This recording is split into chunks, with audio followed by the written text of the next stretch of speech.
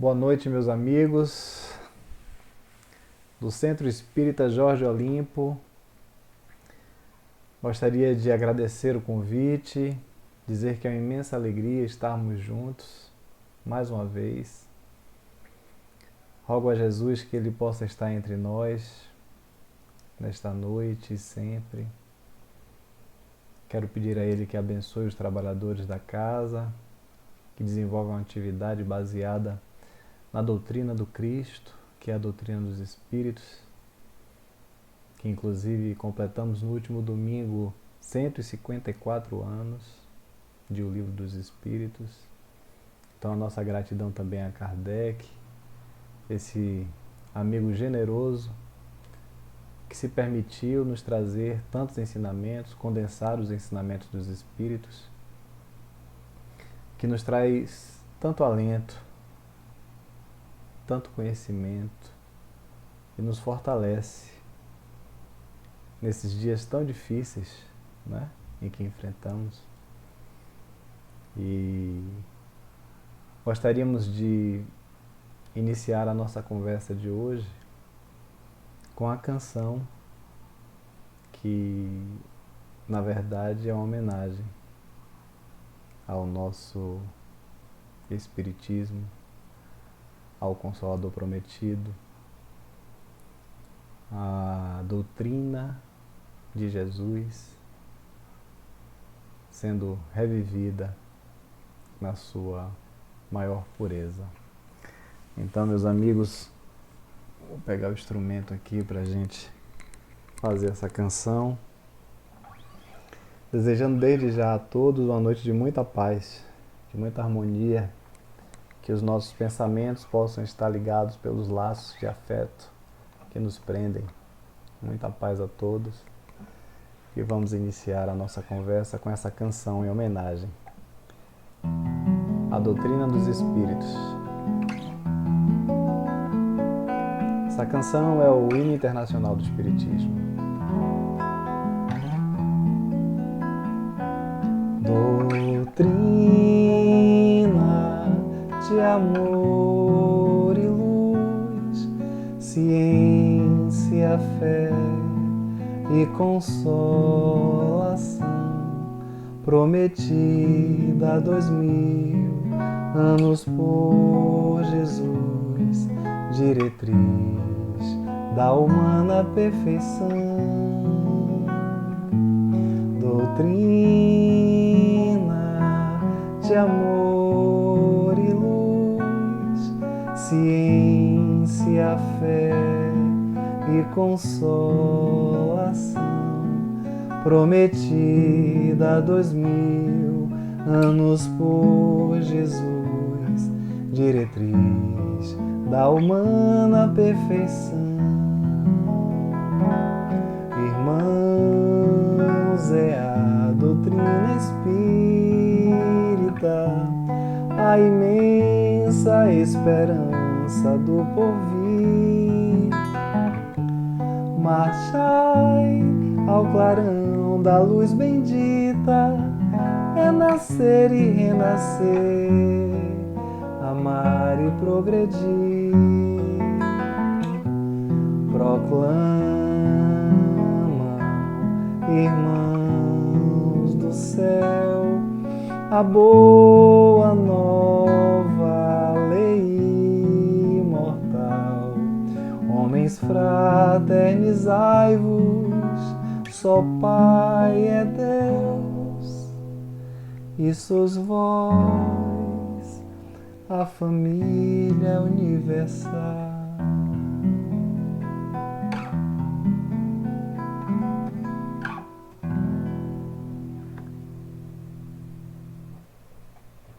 Então, gente, interessante que o tema da noite é justamente a nova era. O item 9 do capítulo 1 do Evangelho segundo o Espiritismo, intitulado Não Vim Destruir a Lei. E nós vamos começar a nossa conversa de hoje com a leitura de Mateus, o seu capítulo 5, versículo 17 e 18 do Evangelho. E lá nós encontraremos: não penseis que vim destruir a lei ou os profetas. Não vim para destruí-los, mas para dar-lhes cumprimento. Porque em verdade vos digo que o céu e a terra não passarão, até que não se cumpra tudo quanto está na lei, até o último J e o último ponto. Pois bem, meus amigos, Mateus capítulo 5, 17 e 18. Não penseis que vim destruir a lei ou os profetas. Não vim para destruí-los, mas para dar-lhes cumprimento. Porque em verdade vos digo que o céu e a terra não passarão, até que se cumpra tudo quanto está na lei, até o último J e o último ponto.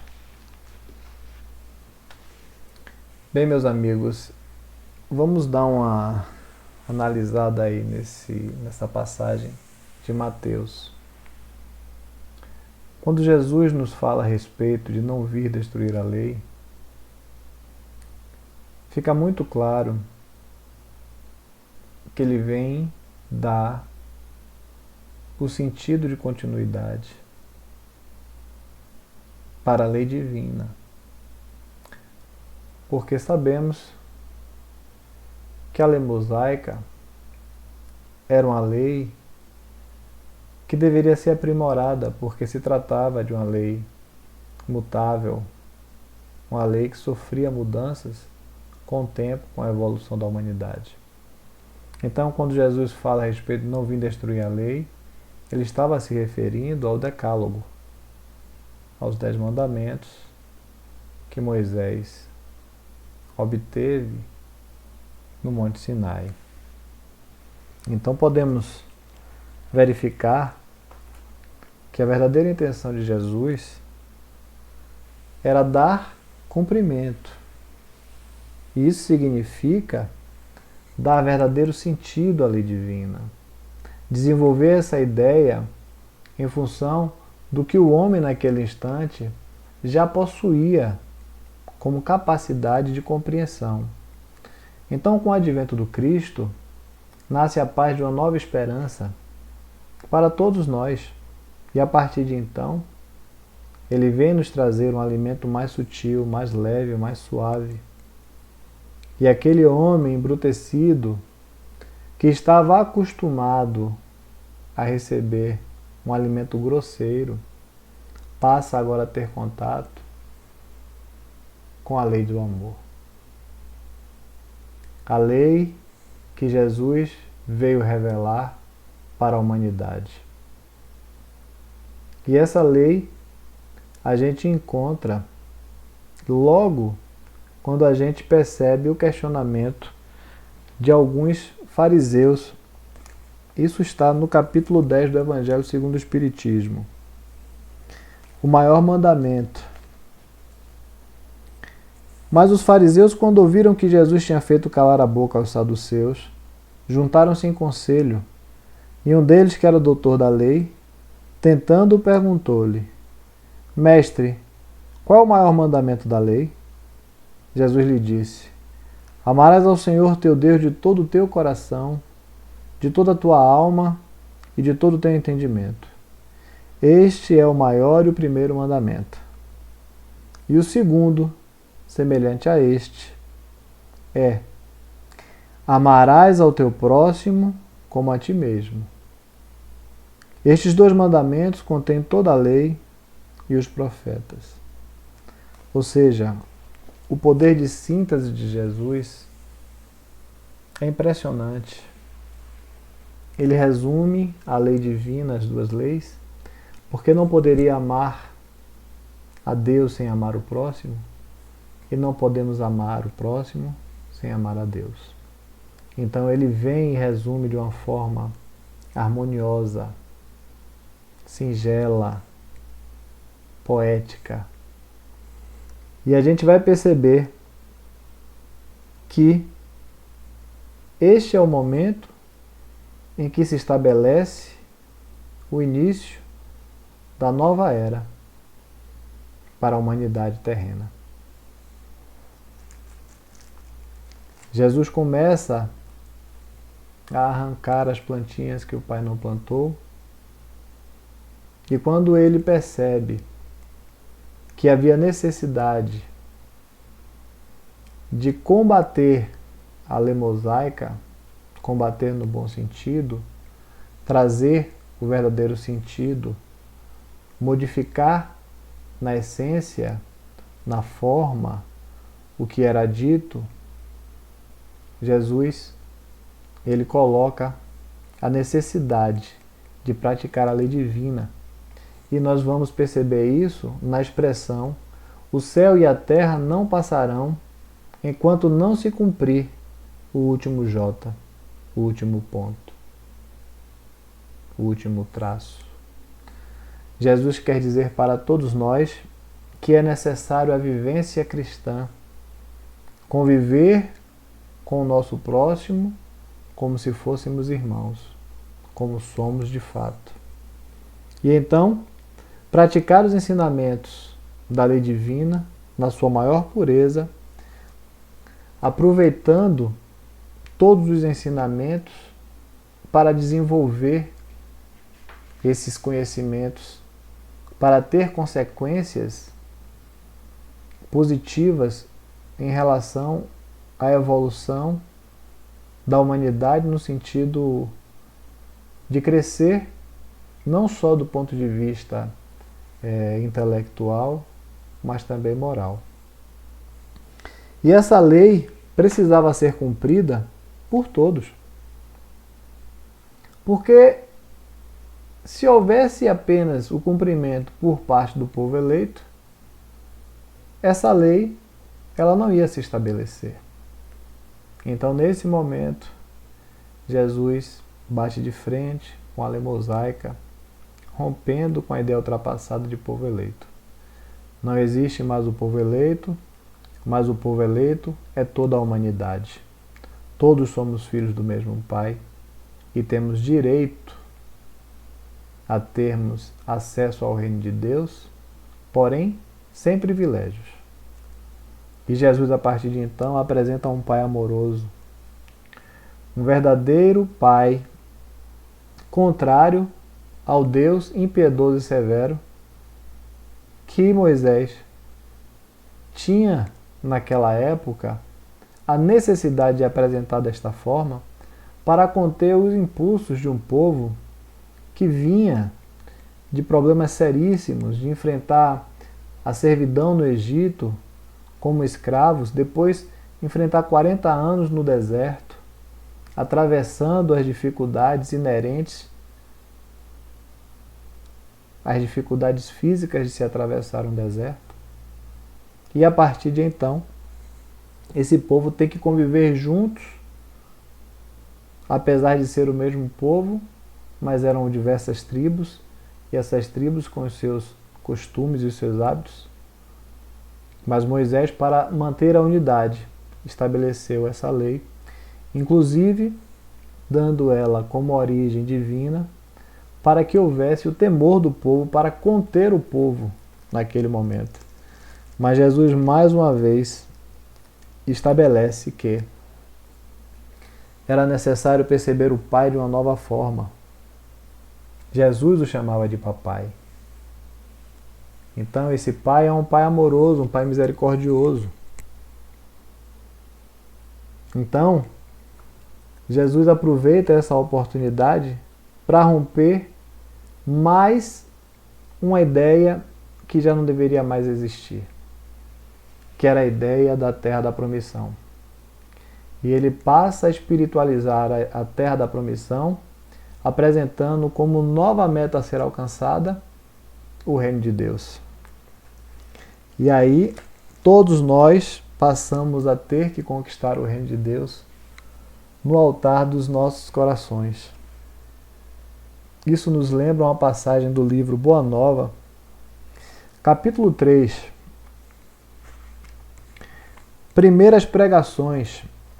E lá nós encontramos que nos primeiros dias do ano 30, antes de suas gloriosas manifestações, avistou-se Jesus com o Batista no deserto triste da Judéia, não muito longe das areias ardentes da Arábia. Depois que eles se despediram, Jesus passou pelo oásis de Jericó em direção a Jerusalém. E lá chegando, se colocou nas adjacências do templo. E aquela figura ímpar foi notada por um grupo de sacerdotes que logo se dispersaram, mas um deles, Hanã, que seria o juiz inclemente da sua causa no futuro, questionou o Cristo, perguntando: Galileu, que fazes na cidade? E Jesus: passo por Jerusalém, buscando fundar o reino de Deus.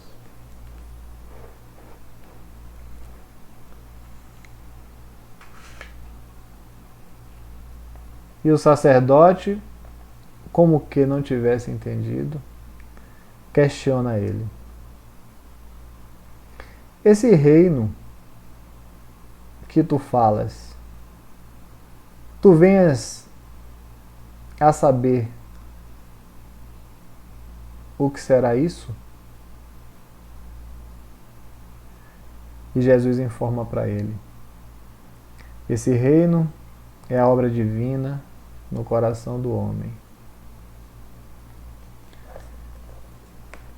E aí nós percebemos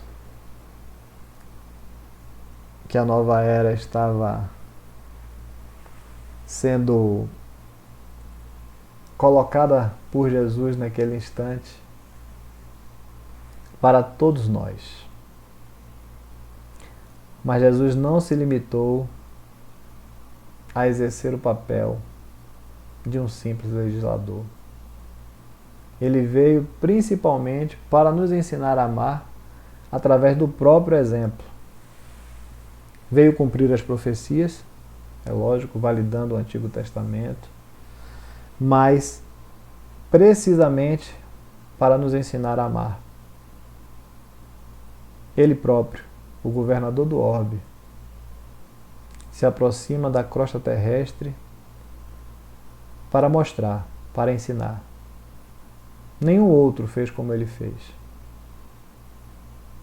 Porque ele, por ter passado pela evolução natural de todos os espíritos crísticos, sabe justamente todos os caminhos que devemos passar. Então ele vem no momento certo para deixar as pegadas certas para que nós pudéssemos alcançar esse reino que ele havia prometido. Ele ratifica a ideia do monoteísmo, porém vai descaracterizando aquelas coisas que não mais serviam para o povo daquela época. E vai esclarecendo. Então, no exemplo, ele consegue, em vários momentos, trazer como exemplos as passagens. Uma delas não é aquilo que entra pela boca, mas o que sai, que torna o homem impuro. E tantas outras que ele nos traz, né? E ele vai fazendo aquele povo compreender o sentido real, o sentido espiritual da verdadeira lei, a lei de Deus, apresentando o que era necessário para tirar a frieza da letra, espiritualizando a mensagem. Mas apesar dele desejar fundar o reino de Deus no coração dos homens, ele sabia que naquela época ele não podia dizer tudo. E é então que ele é questionado pelos espíritos quando ele traz nas suas palavras a colocação de não coloqueis a candeia debaixo do alqueire. Então, nesse capítulo, que é o capítulo 24, se não me engano, 24 do Evangelho segundo o Espiritismo, nós vamos ver o questionamento dos apóstolos. Se o Senhor diz que não é para colocar a candeia debaixo do alqueire, por que fala por parábolas? E Jesus coloca de maneira objetiva: porque a vós outros vos é dado saber os mistérios do reino dos céus. Mas, no item 4, ele confirma que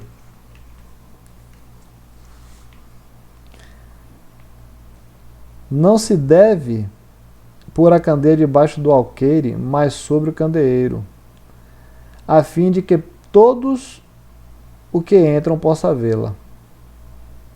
Ele não diz que tenhamos de revelar inconsideravelmente todas as coisas, pois todo ensinamento deve ser proporcional à inteligência de quem o recebe. E porque há pessoas que uma luz muito viva pode ofuscar e não esclarecer. Mas aquilo que a prudência manda calar momentaneamente, cedo ou tarde deve ser descoberto, porque chegado a certo grau de desenvolvimento, os homens procuram por si mesmos a luz viva. Por quê, gente? Porque a obscuridade nos pesa. Então, meus amigos, uma coisa que nós não podemos deixar de falar é que Jesus não deixou de dar as informações que eram necessárias, especialmente acerca da condição expressa de salvação, que era a caridade e a humildade. E isso ficou perfeitamente claro, de forma explícita e sem ambiguidade. Porém, aquele povo ainda não tinha condição de perceber tudo. E aí, Jesus deixa que a ciência evolua, que o tempo de maturação da humanidade chegasse a um certo grau que pudesse ter acesso a essas informações que naquele instante não poderiam ser dadas. Então, minha gente, daí verificamos a aliança da ciência e da religião, quando nos diz que são chegados os tempos em que os ensinamentos do Cristo devem receber o seu complemento, em que o véu lançado intencionalmente sobre algumas partes dos ensinos deve ser levantado, e que a ciência, deixando de ser exclusivamente materialista, e a religião, deixando de desconhecer as leis orgânicas e imutáveis da matéria, juntas a partir de então, possam se apoiar mutuamente na busca pela consolidação das ideias. Mas era necessário um traço, alguma coisa que unisse a religião à ciência. Que traço era esse? Era justamente a doutrina dos espíritos. Este conhecimento das leis que regem o mundo espiritual e suas relações com o mundo corporal. Leis tão imutáveis como as que regulam o movimento dos astros e a ciência. Uma vez constatadas essas relações, uma nova luz se faz presente e a fé se dirige à razão, e esta razão não encontra nada ilógico, e as duas juntas vão vencendo o materialismo.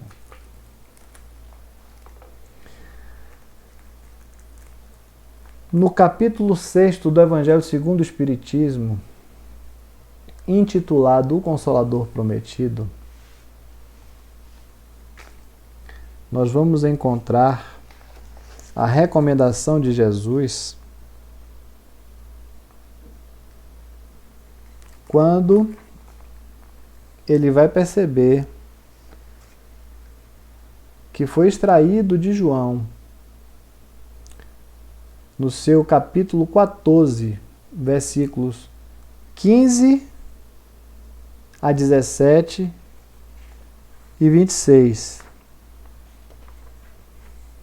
Se me amais, guardai os meus mandamentos, e eu vos rogarei ao meu Pai, e ele vos enviará outro Consolador, a fim de que fique eternamente convosco, o Espírito da Verdade, que o mundo não pode receber, porque não vê e absolutamente não o conhece.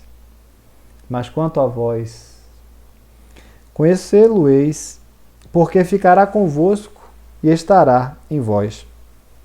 Porém, o Consolador, que é o Santo Espírito, que meu Pai enviará em meu nome, vos ensinará todas as coisas e vos fará recordar tudo o que eu vos tenho dito.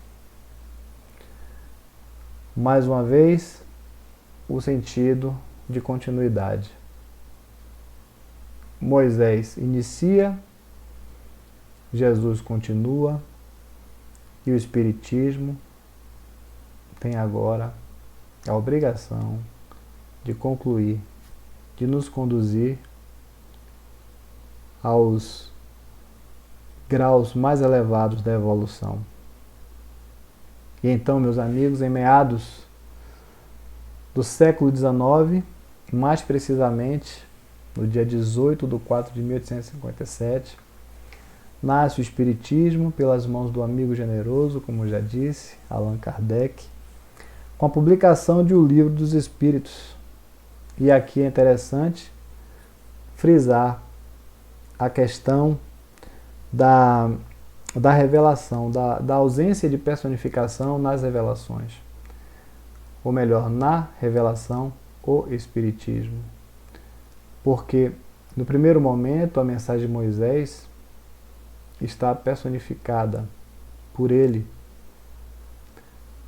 A mensagem, a lei do amor, trazida pelo Cristo, está personalizada por Jesus.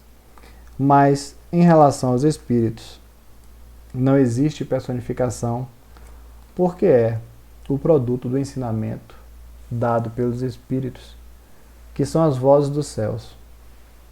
E aí vale a pena nós lermos o prefácio do Evangelho segundo o Espiritismo, que vai dizer: os Espíritos do Senhor, que são as virtudes dos céus, como um imenso exército que se movimenta, ao receber a ordem de comando, espalham-se sobre toda a face da terra, semelhantes às estrelas cadentes, vêm iluminar o caminho e abrir os olhos aos cegos. Eu vos digo em verdade que são chegados os tempos em que todas as coisas devem ser restabelecidas no seu verdadeiro sentido, para dissipar as trevas, confundir os orgulhosos e glorificar os justos. Meus amigos, nós não estamos sozinhos. Sendo assim, Jesus, ele traz a pura moral, a moral cristã, a moral evangélica cristã, e o Espiritismo, que é a alavanca divina, torna-se o instrumento de Deus que elevará a humanidade. Portanto, meus irmãos, como nos diz Dr. Bezerra, estamos passando no horário mais escuro da meia-noite e já nos aproximamos do alvorecer. Ou seja, o Espiritismo vem no momento em que a humanidade encontra-se pronta para receber os primeiros passos em direção ao mundo de regeneração, onde o bem predomina sobre o mal. Mas assim como Moisés e Jesus enfrentaram dificuldades para desenvolver as ideias e realizar o progresso necessário àquela época, o Espiritismo também vai necessitar de agitações, discussões, para atrair a atenção das massas, a fim de despertar a atenção dos espíritos para a beleza e a santidade moral. Ou seja, a dor é uma bênção que Deus envia aos seus eleitos. A dor, como elemento de progresso, vem destruir os velhos conceitos, favorecendo um olhar mais dedicado, uma percepção aos espíritos acerca de uma ciência que traz a chave da vida futura e abre a porta para a felicidade eterna.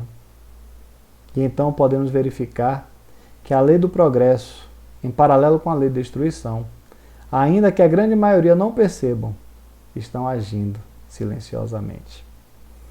E no capítulo 7, se eu não me engano, capítulo 8, da terceira parte do livro Leis Morais, a gente vai ver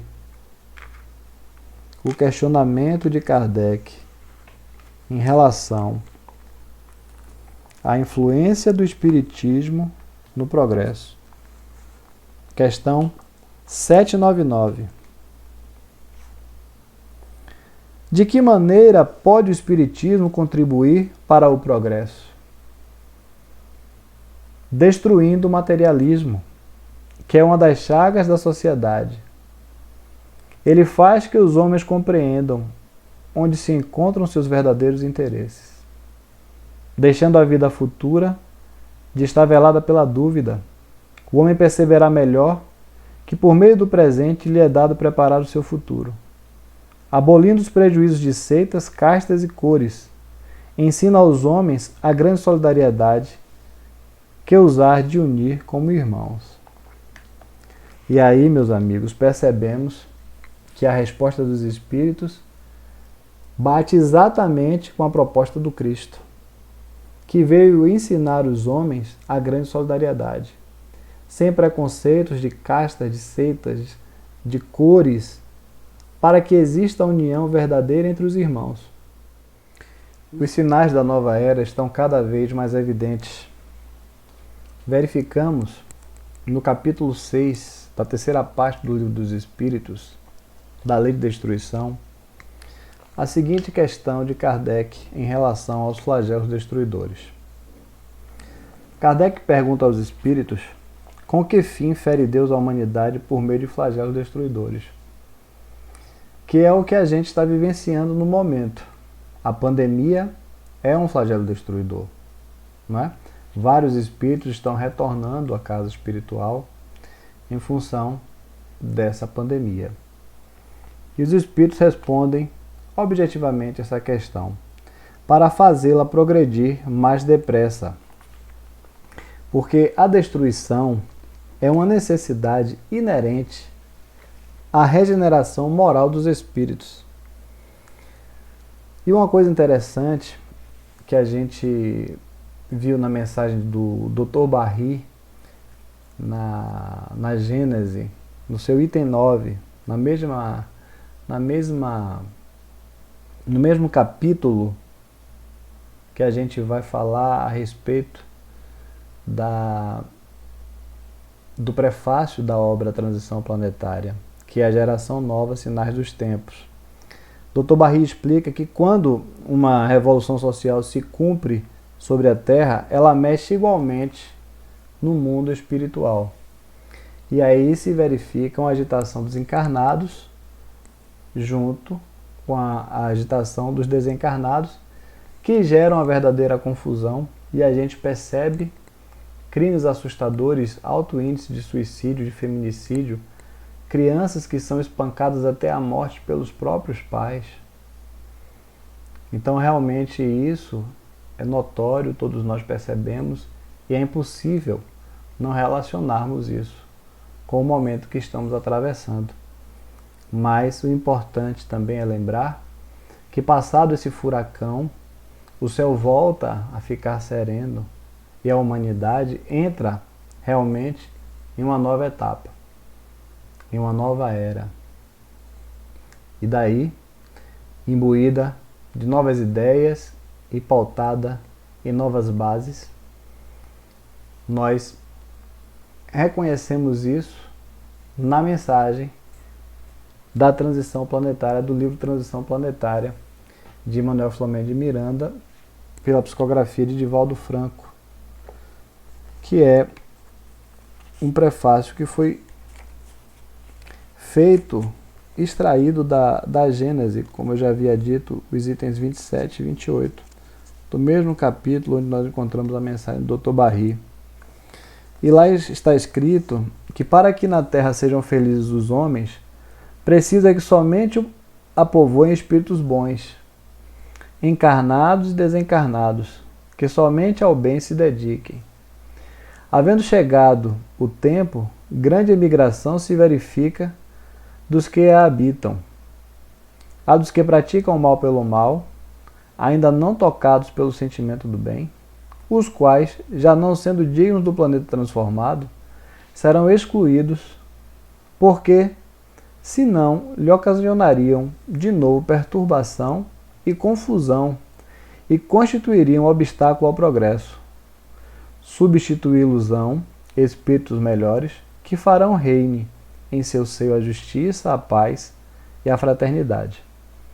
A época atual é de transição, confundem-se os elementos das duas gerações, colocados no ponto intermédio, assistimos a partida de uma e a chegada da outra, já se assinalando cada uma no mundo pelos caracteres que lhes são peculiares. Então, meus amigos, a gente percebe a característica dos novos espíritos que chegam ao nosso planeta. E esse pensamento nos faz lembrar da mensagem profética de Jesus quando enunciou o Sermão do Monte. Quando ele nos diz que bem-aventurados são os mansos e pacíficos, porque herdarão a terra. Esse é um momento especial e a gente precisa agradecer, por mais difícil que pareça ser, pois que o ambiente terra hoje está extremamente iluminado. É o mesmo ambiente, é a mesma casa, só que agora com a iluminação maior. Estamos no momento do alvorecer. Dr. Bezerra fala que nós estávamos na primeira hora da noite escura e agora nós estamos propício a maiores transformações, porque o planeta é iluminado pelos expoentes que já se encontram encarnados e pelos espíritos que nos ajudam a reconhecer o bem. Nos facilita a identificação das coisas que precisam ser modificadas. No passado era mais difícil realmente, porque nós estávamos em uma casa na primeira hora escura da madrugada. Então, muito mais difícil de compreender, de perceber o que se tinha necessidade de se transformar, né? Mas agora não. Nós estamos realmente vivenciando um novo alvorecer, com a porta e as janelas das casas completamente abertas, suscetíveis à entrada de luz e à percepção dos móveis, das coisas que precisam ser colocadas no lugar, né? Então esse momento de iluminação superior proporciona a todos nós enxergar melhor os conflitos e as necessidades que nos farão escolher, fazer novas opções. Então ficará a cargo de cada um de nós escolher o vínculo com os trabalhadores do bem que estão à nossa disposição para construir uma nova era, ou permanecermos estacionados aguardando o momento do exílio, para que em outro orbe possamos alcançar nível espiritual compatível para retornar à Terra. E é imprescindível ressaltar que o momento de transição é muito mais difícil do que o momento que antecede a transição. Porque para reformar um ambiente, seja ele interno ou externo, é preciso derrubar as paredes do egoísmo e do orgulho construídas há milênios.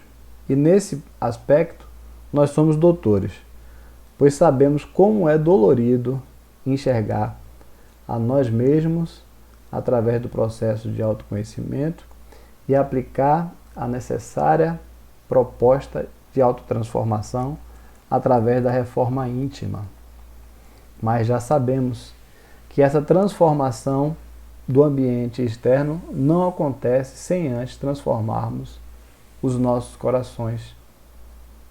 é levar os nossos corações até o reino de Deus, como afirmou Jesus. O que nos alenta diante dessas dificuldades que enfrentamos hoje é o conhecimento dos resultados dessa reforma. É o que nos espera, é o que nos aguarda. É conhecer os resultados, as respostas, e são justamente essas informações desse projeto que a gente já consegue vislumbrar que nos faz fortes para continuar confiando na proposta de Jesus, que é amar sem condição. Sem condição de construir em nós mesmos a nova era. E Dona Joana, no livro Jesus e o Evangelho à Luz da Psicologia Profunda, ela nos diz que alcançar esse clímax do processo da evolução é o cometimento mais audacioso que o ser inteligente encontra pelo caminho ascensional. Então, meus amigos, para concluirmos, eu gostaria de voltar a uma outra mensagem de Mateus, no capítulo 12 do Evangelho. Tendes ouvido o que foi dito: amarás ao teu próximo e aborrecerás ao teu inimigo. Essa é uma mensagem do Antigo Testamento.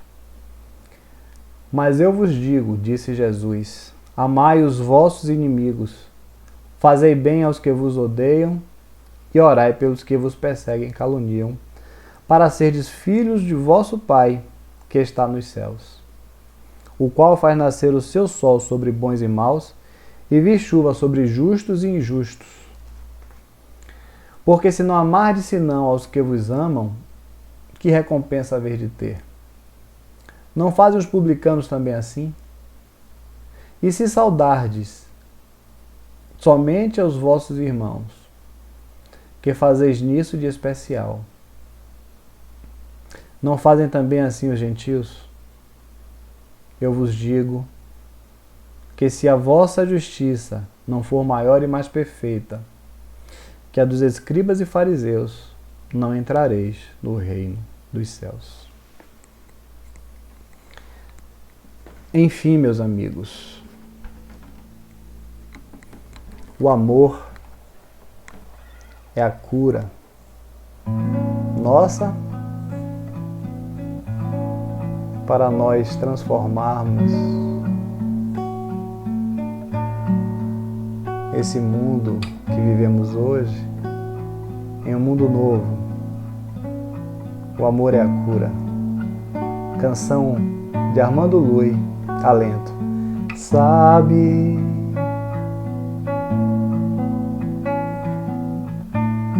você é minha paz, o meu sossego,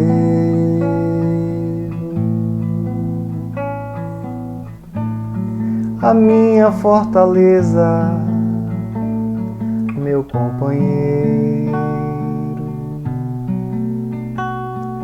fonte de me elevar. Sabe,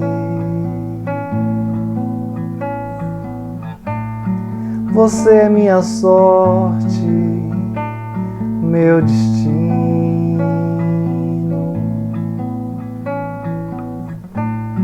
a minha sintonia,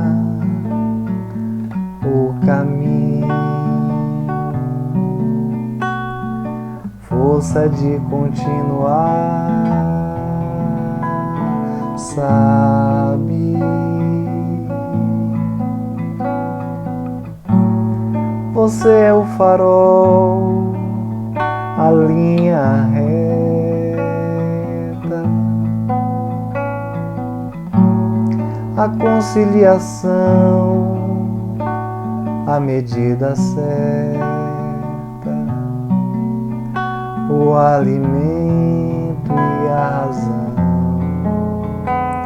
Transcende a tudo que há no mundo, reformador de almas, absolvição.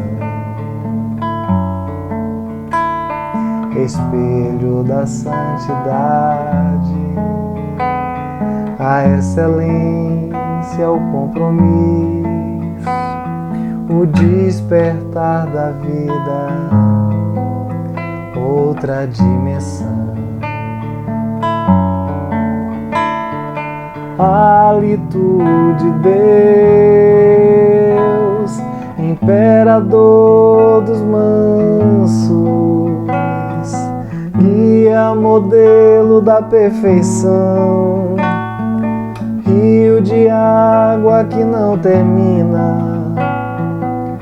marco do bem, a redenção, álibi do tempo que se renova, traço de luz que não vai findar, âmago da fé, plena consciência, o alento, a cura, o amor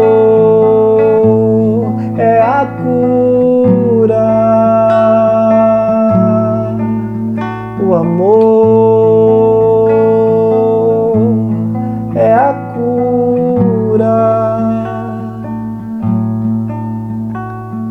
Sabe, você é minha paz, o meu sossego.